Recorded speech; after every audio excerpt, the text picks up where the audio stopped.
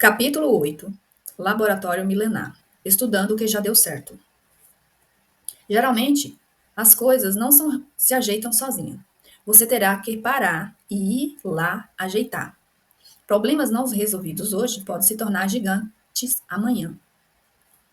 Ao longo de todo este livro, eu lhe mostrei dados preciosos sobre como você pode se tornar um especialista em pessoas. Mais que isso, se apresentei a você teorias de relacionamentos que o ajudarão a se proteger contra ataques de pessoas que possam te atingir de forma negativa. Conhecendo o que estão ao seu redor, bem protegido, defletido o que deseja ao mundo, chegou o momento de entregar às suas mãos o grande trunfo de todos os especialistas em pessoa, tudo aquilo que já deu certo. Sim, as ferramentas que eu vou disponibilizar para você agora são testadas há milênios e garantidas. O livro da sabedoria milenar, a Bíblia, nos ensina, orienta, nos conduz à verdade. Seus 66 livros, que somam o Antigo e o Novo Testamento, nos mostram como viver aqui na Terra o que já foi testado e aprovado, para podermos ser assertivos nesse sopro de tempo que é a vida. Bem, todos nós morreremos um dia. Já sabemos disso, não é? A realidade, porém, é que vivemos como se isso não fosse verdade. Sabe qual é a realidade? A verdade nua e crua é que o dia do seu enterro vai revelar quem você realmente foi enquanto esteve nesta terra. Há quem seja sepultado com um indigente e existe aqueles cujo funeral é transmitido ao vivo em rede social nacional, pois trata-se da perda de seres humanos muito queridos. Há pouco tempo recebi uma ligação informando sobre o falecimento de uma conhecida. Eu a chamaria aqui de Elaine. Ela seria enterrada às 16 horas do dia seguinte, na cidade do Rio de Janeiro. Eu estava em viagem e não pude ir. Depois do enterro, liguei para um amigo em comum e perguntei: como foi o enterro da Elaine? Ele não respondeu. Não sei, eu não fui. Como assim você não era próximo da família? Indaguei. Ele seguiu dizendo: Tiago, nem eu, nem meus muitos dos familiares compareceram para prestar as últimas homenagens. Elaine era uma mulher difícil, fez muitos inimigos. Tem gente que parece até estar aliviado porque ela se foi. Os filhos estão mais preocupados com os bens que vão dividir do que com a própria mãe, a partida da mãe. Amigos leitores, eu realmente acredito que ninguém gostaria de terminar assim, sozinho, sem ser amado, homenageado. Mas o fim de nossa vida é o resultado do que fizemos enquanto ainda respirávamos. Todos querem um final feliz, contudo, para tudo acabar bem, precisamos contribuir, o grande finale. Como falei no capítulo 4, quando abordei a teoria do 2 em 1, final feliz só acontece se o construirmos diariamente. Morreu David em ditosa Versalhes, cheio de dias, riquezas e glória, e Salomão, seu filho, reinou em seu lugar. Corrigindo, morreu Davi em ditosa velhice, cheio de dias, riquezas e glória, e Salomão, seu filho, reinou em seu lugar. Crônicas 29 e 28. Davi, o famoso rei de Israel, faleceu velhinho, sem doença, terrível, com muito dinheiro no bolso e sendo honrado pelas pessoas. Você também deve saber que uma das maiores preocupações de quem constrói um legado é a sucessão, ou seja, quem vai dar continuidade a tudo que foi feito por aqui. Davi não viveu esse dilema. Quando partiu, seu filho Salomão assumiu o reino, dando sequência àquilo que seu pai começou. Repare, as palavras do próprio Salomão em Eclesiastes 7, 8. Melhor o fim das coisas do que o seu princípio. Davi terminou a vida melhor do que quando começou, assim, sem dúvida. Essa é a vida que todo mundo quer viver. Como todo ser humano, porém, o rei, que havia sido cuidador de ovelhas e na adolescência, enfrentou duras batalhas no percurso da sua existência. Davi teve problemas sérios com alguns incontornáveis. Sua esposa, Mical, é um exemplo. Ela também precisou resolver sérios escândalos e algumas perseguições da parte dos seus filhos. O rei cometeu erros que trouxeram graves consequências para a sua vida e para Israel. Mas, afinal, qual ser humano nunca errou? Davi era intenso em tudo que fazia. Ele era um guerreiro habilidoso com a espada, mas tinha um diferencial e visível temor a Deus, um respeito profundo pela vontade de Deus. Ele não usava ir contra a direção divina. Isso, contudo, não impediu que, em alguns momentos de sua vida, ele quebrasse todas as regras da ética e moral e do que chamaríamos hoje um dia de vida cristã. Por exemplo, ele desejava uma mulher que não é sua, se deitar com ela, criar um complô para matar o marido dela, e assim o faz.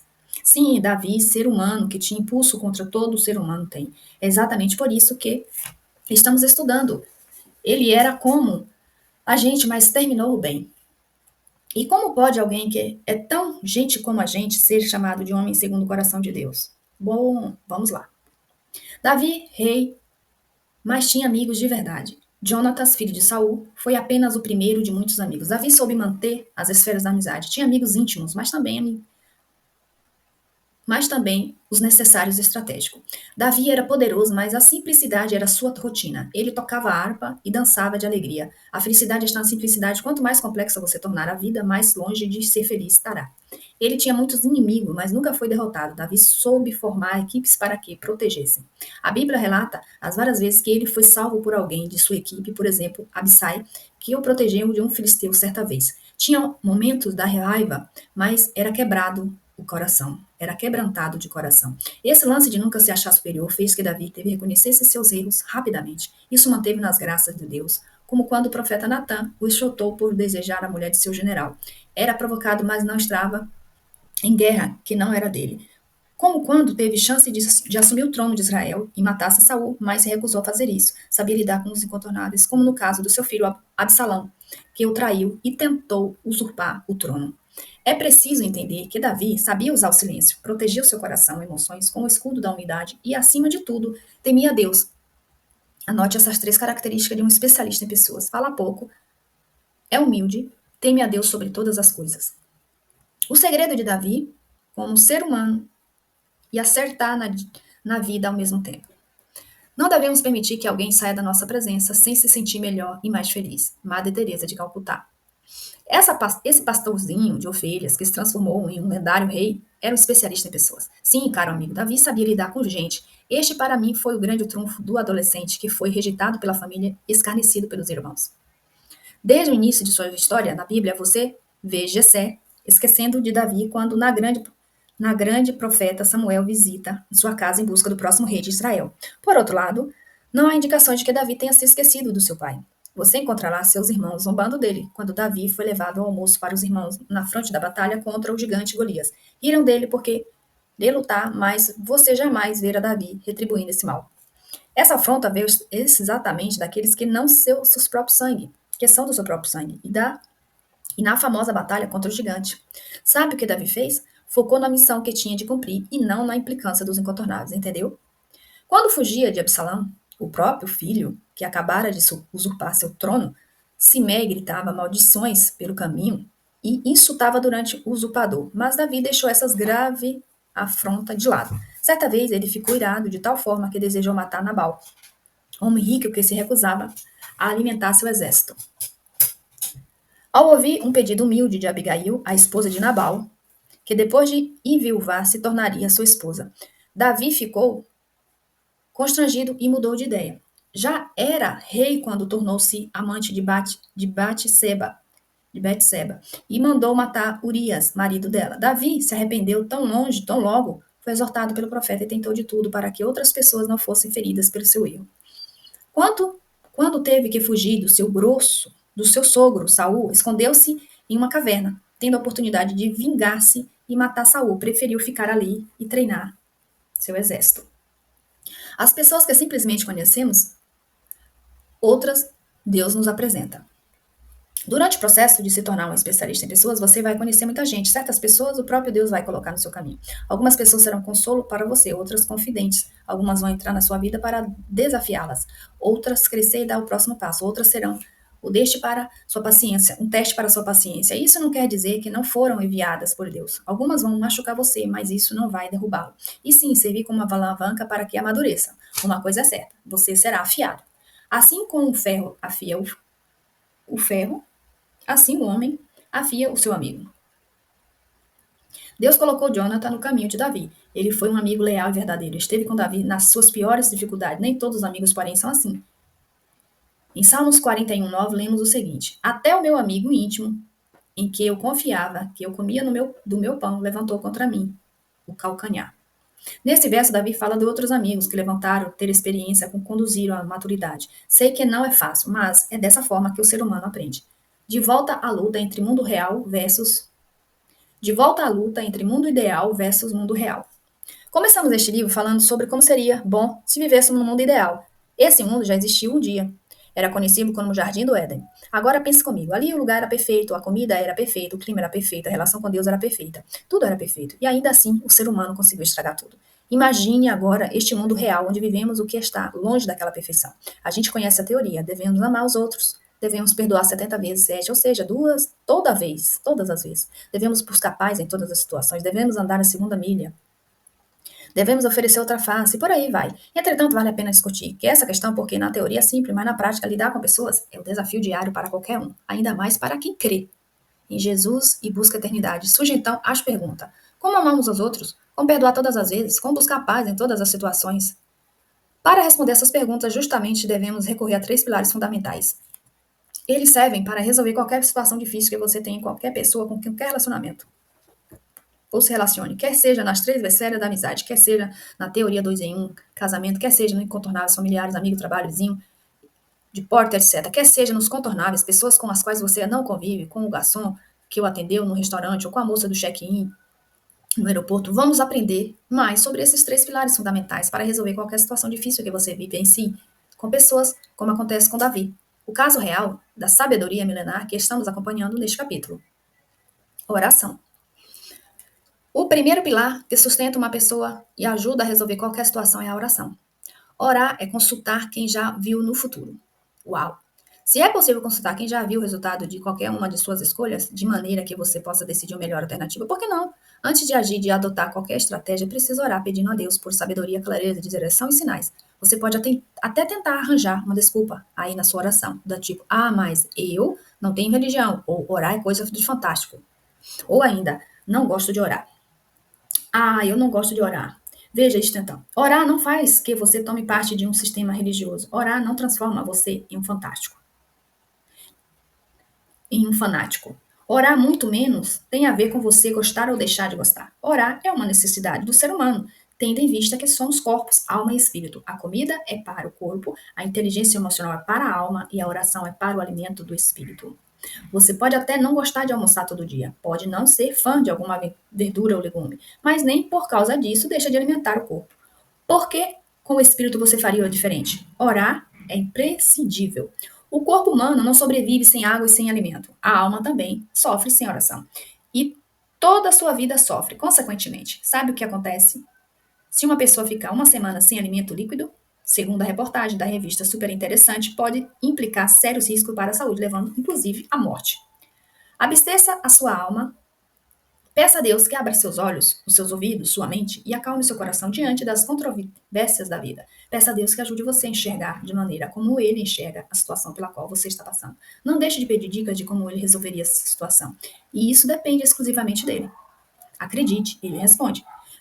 Veja desde o começo. Estamos trabalhando aqui neste livro com vários conceitos de desenvolvimento pessoal chamados seculares. Isso significa que eles não pertencem necessariamente à forma de pensamento cristã. Fiz isso porque a ciência existe para nos ajudar, com ferramentas que nos levam a crescer. Contudo, eu posso afirmar que se com Deus é difícil, sem Deus torna-se impossível. A arte de suportar uns aos outros. Para quem tem a força divina, tudo fica mais fácil.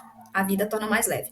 Isso não significa que não há problemas. Quem dera. Significa, na verdade, que você possui a sabedoria milenar divina para compartilhar suas dores e para a qual pedir orientação.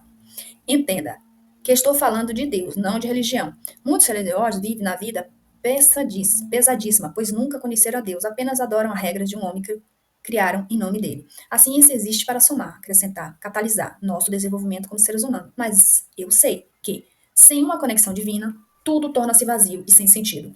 Nosso desenvolvimento humano só tem plenitude diante da busca pela eternidade. Nosso destino é a eternidade. Esta terra é apenas o processo para chegar lá. Se você lê o livro com bastante atenção, já deve ter percebido que os preceitos milenares embasam todas as teorias apresentadas aqui. Então, se você quer realmente ser um especialista em pessoa, a oração é fundamental. Quando eu era criança, meu pai sempre me dizia: Tiago, a oração é a chave da vitória. Parece clichê, mas deu certo comigo. Nunca quis ser um perdedor na vida, então eu sempre orei bastante. Segui o conselho do meu pai, que até hoje me cobra diariamente com uma vida de oração. Falar com Deus, que é verdadeiro sentido de orar, tem efeitos poderosos imediatos, que, por exemplo, dê uma olhada na mala abaixo.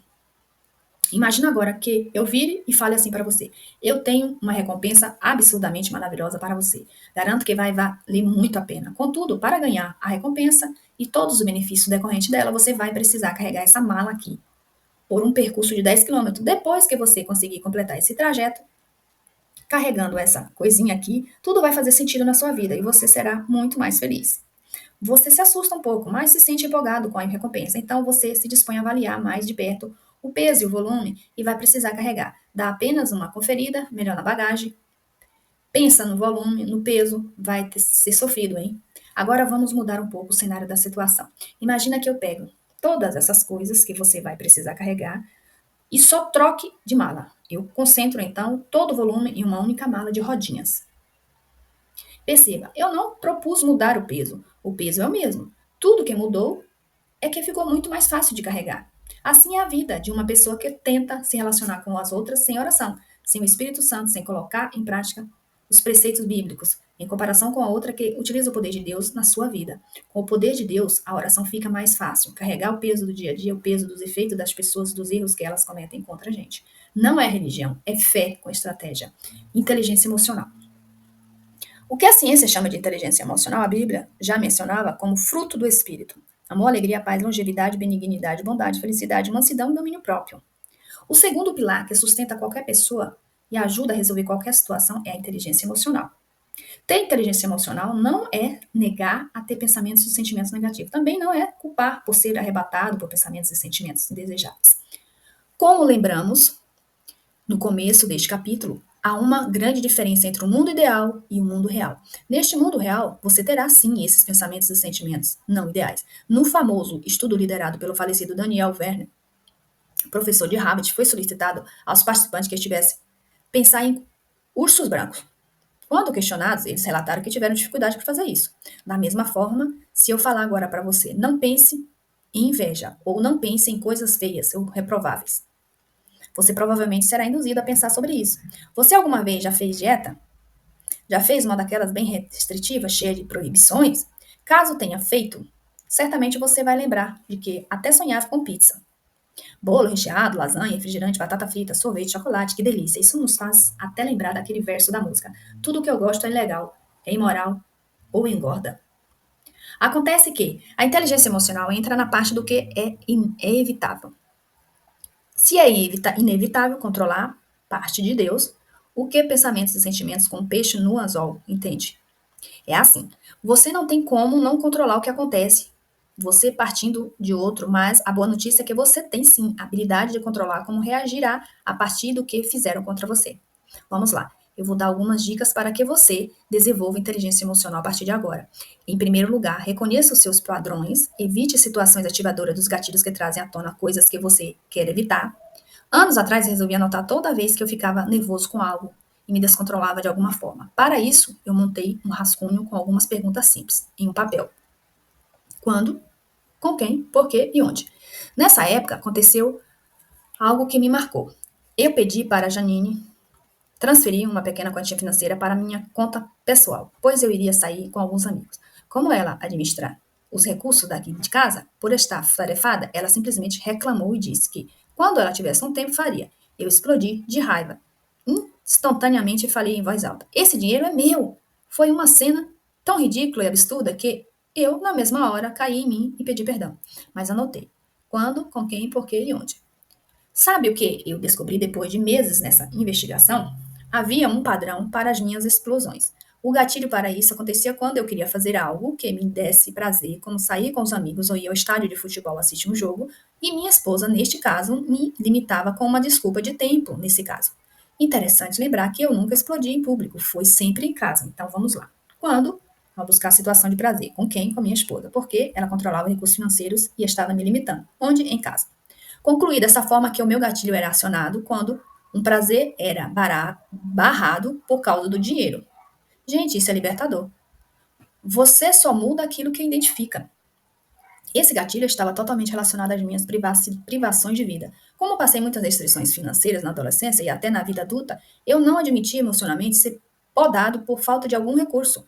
Também descobri em mim um grande ato de covardia, pois jamais tive coragem de fazer isso com outra pessoa, além de Janine. Somente em casa e com parte mais frágil da minha relação, dois em um, que é a minha esposa.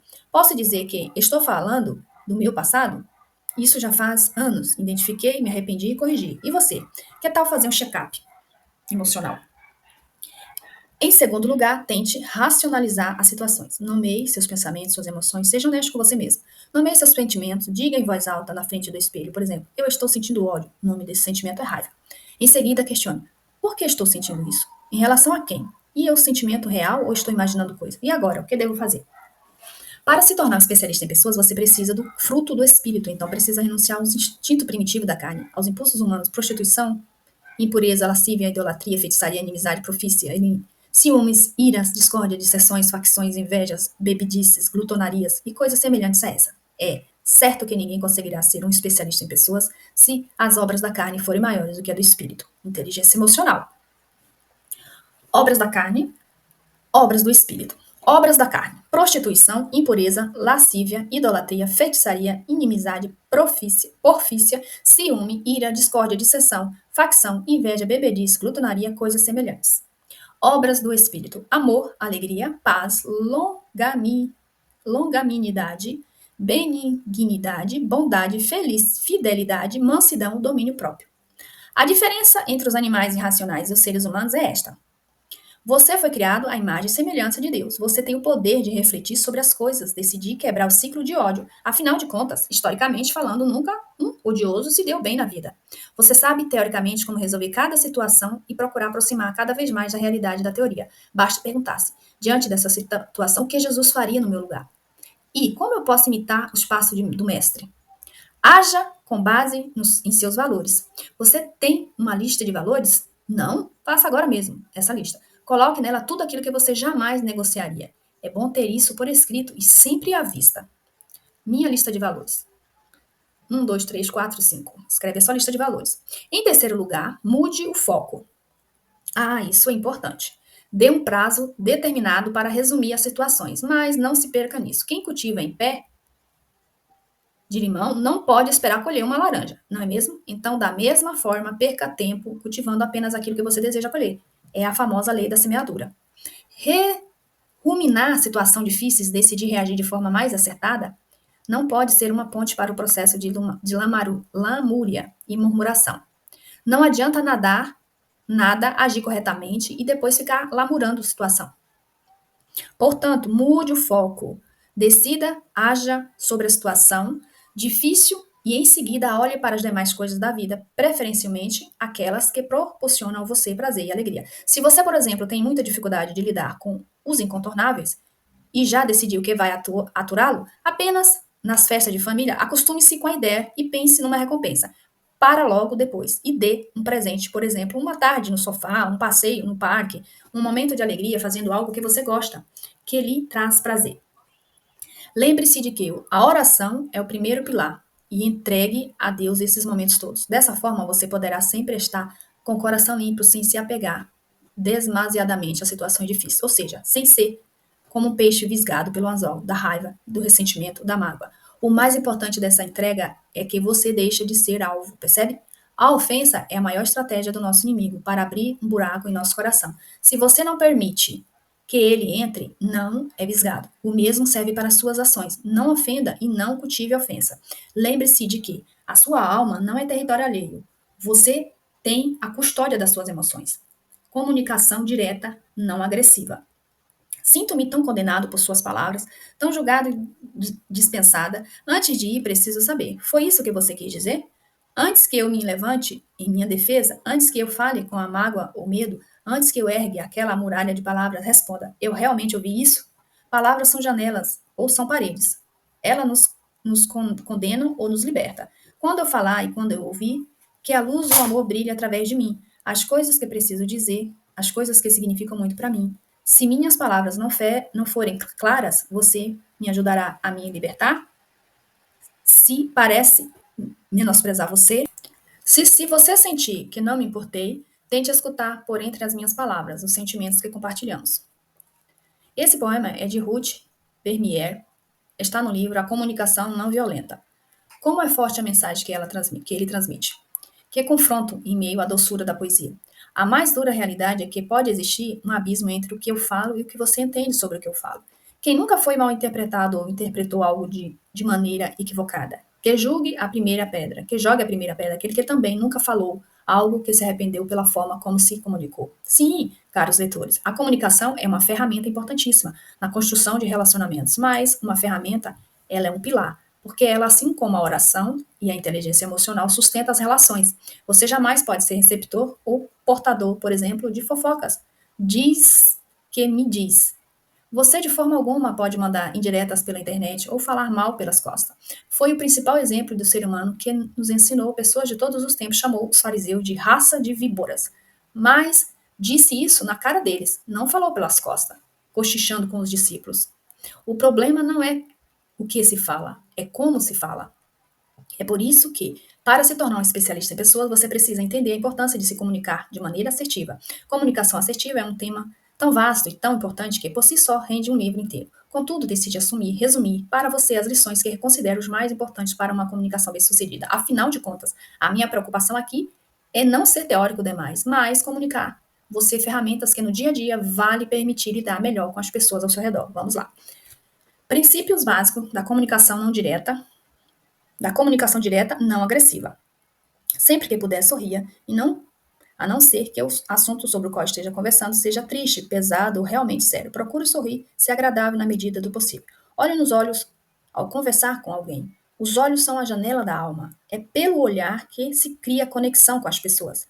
Quando for necessário diálogo aberto e alinhamento de expectativas, procure conversar pessoalmente. Se não for possível, telefone. A comunicação escrita é um dom que nem todos têm, ainda mais se forem amigos íntimos ou necessários, e principalmente pessoas incontornáveis. As pessoas se sentem importantes quando você as procura para o diálogo personalizado ou por telefone, uma vez que quase ninguém faz mais isso no dia de hoje. Reflita, memorize e utilize os seguintes pensamentos, frases em conversa de alinhamento de expectativa. Todos nós temos pontos de vista diferentes. Como podemos conciliar os nossos? Mostre-me ou fale-me sobre como você está se sentindo. Depois eu também lhe falei a respeito de como estou me sentindo. Como pode jogar uma luz sobre esse problema? O que você espera de mim? Está preparado para ouvir o que eu espero de você? Seria possível agirmos de tal forma daqui para frente, de modo que nós dois possamos entender melhor? Em caso de confronto ou diante de agressões, procure reutilizar os seguintes pensamentos. Frase. Seja objetivo, que muito fala tende a se arrepender muito. Gostaria de discutir esse assunto de maneira breve e precisa, sem agressões pessoais. Podemos chegar a um acordo? Gostaria de discutir esse ponto com tranquilidade. Por favor, pare de me provocar. Não vamos nos desviar do objetivo da conversa. Esse comentário é ofensivo. Acho que teremos que encerrar nossa conversa por aqui, para que não nos altemos nem percamos a razão.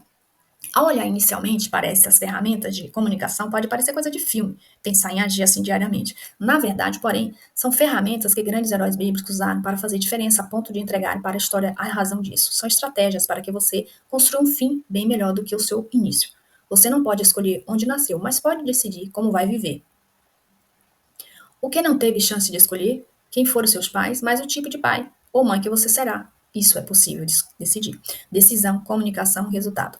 Decida como você guiará os seus sentimentos, as suas reações e atitudes. Comunique-se de forma certeira e direta. Aguarde os resultados. Jesus, a imagem de Deus, do Deus invisível. O que isso quer dizer? Dando graças ao Pai, que vós, idôneos, a parte que vós cabe a herança dos santos na luz. Ele nos libertou do império das trevas e nos transportou para o reino do Filho, do seu amor, no qual temos a redenção e a remissão dos pecados. Este é a imagem do Deus invisível, o primogênito de toda a criação, pois nele foram criadas todas as coisas nos céus e sobre a terra, e as visíveis e as invisíveis, sejam tronos, sejam sabedorias, que principados, que potestades. Tudo foi criado por meio dele e para ele. Ele é antes de todas as coisas, nele tudo subsiste. Aprendemos que o mundo reflete aquilo que apresentamos como espelho. Assim também Jesus é o reflexo de Deus no espelho. É a demonstração de como ele é. Eu não só digo que Jesus é a única amostra grátis do céu, em razão do alto preço que foi pago para os que hoje soubéssemos que a eternidade é possível. De graça, realmente não foi. Custou o sangue do Filho de Deus na cruz pelo nosso pecado. Escrevo este último capítulo em lágrimas, pois reconheço que a minha vida, de tudo que estou experimentando hoje, não seria possível se Jesus não tivesse perdoado os meus pecados antes mesmo de eu cometê-lo. E se por graças e misericórdia não tivesse me mostrado passo a passo da sobrevivência aqui na Terra por meio de sua biografia, os 4 evangelhos, neste momento eu estou atravessando o Oceano Pacífico voltando para casa, sentado nesta poltrona de avião, observando os comissários de bordo passarem de um lado para o outro. Veio um estalo na minha mente que me fez entender toda a correria da minha vida. Passo tanto tempo viajando por conta do trabalho que há dias que nem sequer me lembro da cidade onde estou. Existem períodos em que não consigo conter o choro de extrema saudade de casa e das minhas crianças. Em muitos momentos, olhando-me no espelho de um hotel, perguntei a mim mesmo: por que você faz isso, rapaz? Viva uma vida normal, para que tanto esforço? Em uma dessas vezes, Jesus respondeu à minha pergunta: você faz isso porque foi o que eu fiz por você. Depois de ter resgatado e perdoado você, confiei-lhe a missão de salvar, pregando o Evangelho. Treinar e amadurecer as pessoas por meio de cursos, das conferências e dos livros. Mais que pronto, respondi. Eis-me aqui, Senhor. Hoje eu vivo para melhorar a vida das pessoas, porque tudo que Jesus fez foi bom, foi por elas. Conforme a Bíblia revela, Cristo estava na eternidade, andava por ruas de ouro, habitando em mansões celestiais. Era adorado 24 horas por dia por anjos, arcanjos e decidiu deixar tudo isso para vir a esta terra comprar com preço de sangue a única coisa que havia aqui embaixo. Mas os céus não possuía pessoas. Tudo foi por você e por quem está à sua volta. O propósito desse livro em tornar você um especialista em pessoa é justamente porque nada agradaria mais a Deus do que você aprender a cuidar de quem ele decidiu salvar. Aprenda a cuidar daqueles que Jesus decidiu salvar. Depois de percorrermos juntos os capítulos anteriores desse livro, sabemos que é difícil lidar com pessoas e que muitas delas nos ferem bastante. Sabemos também que você e eu demos o mesmo trabalho para Deus e ainda assim ele preferiu amar e salvar a mim e a você. Encerro este livro deixando claro que não há outro caminho, aprenda a lidar com pessoas. Seja humilde, paciente, esteja sempre disposto a perdoar, pois não se trata dos seus sentimentos ou emoções. O propósito é divino e eterno, e é salvar pessoas. Jesus, tecnicamente, deveria ser um líder religioso, mas ele contraria esse título quando demonstra publicamente que a vida é uma pessoa, vale mais do que qualquer lei religiosa. Os escribas e fariseus trouxeram à sua presença uma mulher surpreendida de adultério, e fazendo-a ficar de pé por meio de todos, disseram a Jesus: Mestre, esta mulher foi apanhada em adultério. E na lei que nos mandou Moisés, que tais mulheres sejam apedrejadas. Tu, pois, que dizes? Isto dizia eles, tentando-o para terem o que a acusar. Mas Jesus, inclinando-se, escreve na terra com o dedo, como insistência na pergunta. Jesus se levantou e lhe disse: aquele que dentre de vós estiver sem pecado, seja o primeiro que atire a pedra. E tornando a inclinar, continuou a escrever no chão. Mas ouvindo eles esta resposta e acusados pela própria consciência, foram-se retirados por um, a começar pelos mais velhos até o último, ficando só Jesus e a mulher no meio onde estava. Erguendo Jesus a mão, vendo que ninguém mais estava além da mulher, perguntou-lhe: Mulher, onde estão aqueles teus acusadores? Ninguém te condenou, respondeu ela. Ninguém, Senhor. Então lhe disse Jesus: Nem tampouco te condeno. Vai e não peques mais. Jesus não se importava com religiosidade. Jesus chorava por pessoas. Ele viveu para ensinar pessoas. Ele morreu na cruz, ressuscitou por causa de gente. Fez tudo isso para redimir a pessoa. Tudo se trata de gente e da gente. Seja um especialista em pessoas. Ame como ele ama.